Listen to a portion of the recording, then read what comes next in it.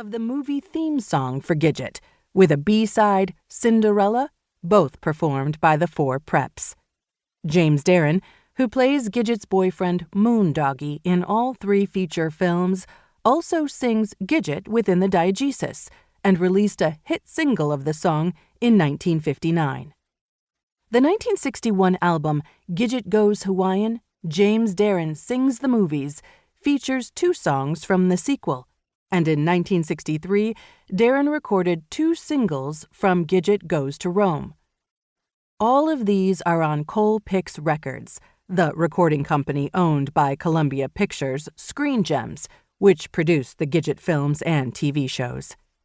Outside the official franchise, numerous texts appropriate the narrative and character of Gidget. For example, the band Suburban Lawns recorded the song Gidget Goes to Hell in 1979, and a music video related to the song, directed by Jonathan Demme, premiered on Saturday Night Live in the opening of its 6th season. The Swingin' Teens offered Gidget's Bitchin' Beach Party in 1987, and the 1993 Good Riddance EP was named Gidget. Charles Busch's 1987 play Psycho Beach Party, remade as a film in 2000, directed by Robert Lee King, parodied Gidget in a comedy horror story in which the main character, Chicklet, deals with the bizarre murders occurring among her surfer set. In Fred Reese's novel Gidget Must Die, a killer surf novel, from 1995, a surfer returns to Malibu 30 years later to murder everyone involved in Gidget for ruining his home surfing break. In 2000, Francis Ford Coppola staged a musical version of Gidget starring students from the Orange County High School for the Arts. City Lit Theater in Chicago staged a theatrical adaptation by Terry McCabe with Marissa McCone in 2007.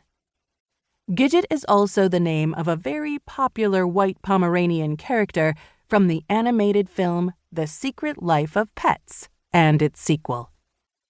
The original novel Gidget is based on Frederick Kohner's daughter Kathy Kohner, and therefore her unpublished diaries, numerous articles about her, and the documentary Accidental Icon, The Real Gidget Story, are also part of the larger Gidget world. And we could include surfing documentaries that feature Kohner, mainly due to her status as the original Gidget, including Hollywood Don't Surf and Flux, Redefining Women's Surfing, or even The Florence Henderson Show, where Kohner appears as herself. For live interaction with Gidget, one can visit Duke's Malibu Restaurant, where Kathy Kohner still works 2 days a week as a greeter. Labeled the Aloha Ambassador, Kohner invites guests to pose with her next to a wall of Gidget photos. Nowadays, most people are unfamiliar with Gidget.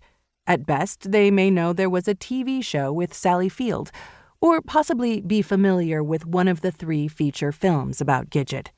However, as this mapping of all the various Gidgets underscores, Gidget was a large-scale multimedia franchise spanning decades. Gidget is a character, aka Frances Lawrence, nicknamed Gidget by male surfers to capture her diminutive size. Girl plus midget equals Gidget. Gidget appears in various texts, like James Bond, and like Bond, Gidget functions as a brand name of sorts for a multimedia franchise consisting of books, films, TV series, TV movies, cartoons, comics, documentaries, and merchandise. Gidget is a reminder that transmedia is by no means a new phenomenon, but one that emerged long before the period Henry Jenkins describes as convergence, with recurring characters who appeared across multiple media platforms that span decades. Examining Gidget also serves to show that transmedia is not inherently tied to fantasy or masculine cultures, but can chart a more or less realist teen girl fictional universe. Crucially, Gidget provides a model for transmedia that helps create teen film and TV as a genre, but also provides its female fans with a character who ages and grows up. This volume seeks to explore the Gidget phenomenon to determine what fuels